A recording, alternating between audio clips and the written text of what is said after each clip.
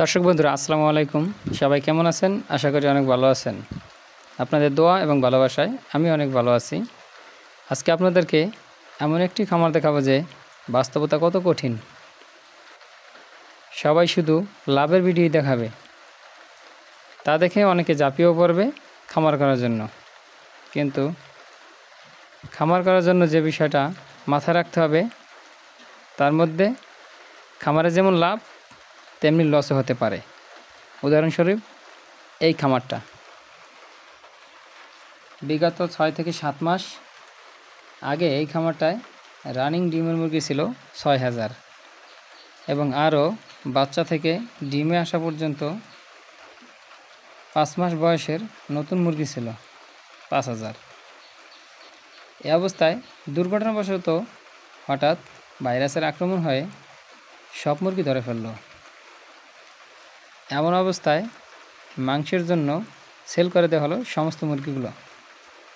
মারাও গেছে অনেক, মারা তো গেছে, জীবিত যেগুলো ছিল প্রতি পিস বিক্রি করলো 300 টাকা।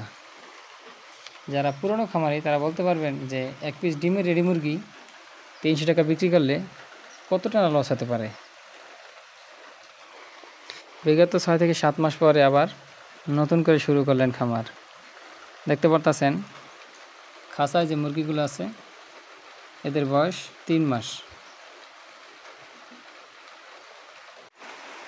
মুরগির সেক্টরে যত ধরনের মুরগি পালন করা হয় সবচাইতে বেশি ইনভেস্ট করা লাগে লেয়ার মুরগিতে। আর এই মুরগিকেই ডিমের রানী বলা হয়ে থাকে। সবাই দোয়া করবেন এই খামারিটার জন্য, যাতে নতুন করে যেহেতু শুরু করছে আগের জায়গায় যাতে আবার ফিরে যেতে পারে। বর্তমানে এখানে 4000 মুরগি উঠানো হয়েছে।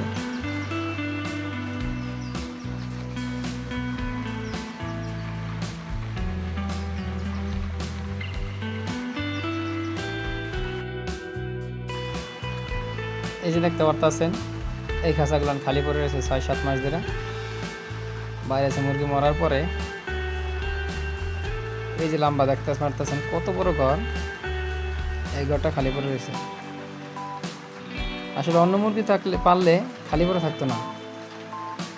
এই লেয়ার মুরগিতে লক্ষ লক্ষ টাকা লাগে, আর এই খামারটায় সম্পূর্ণ মুরগি নিয়ে তো প্রায় কোটি টাকার বাজেট।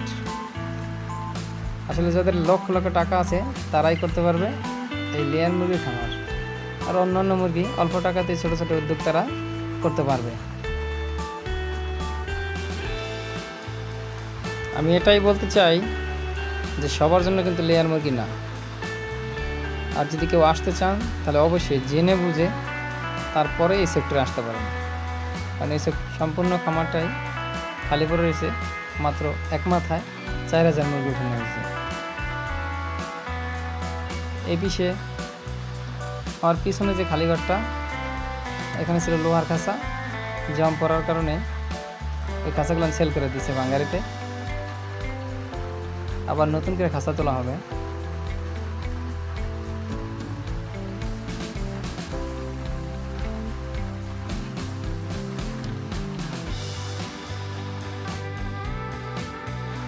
মুরগিকে যে খাবার পানি দেওয়া হয় সে পাইপ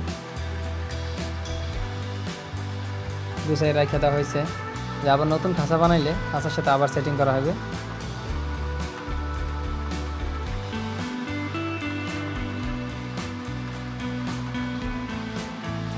যে সামনে দেখতে পারতেছেন আরেকটা ঘর, ওই জায়গায় 2200 মুরগি পালা যায়।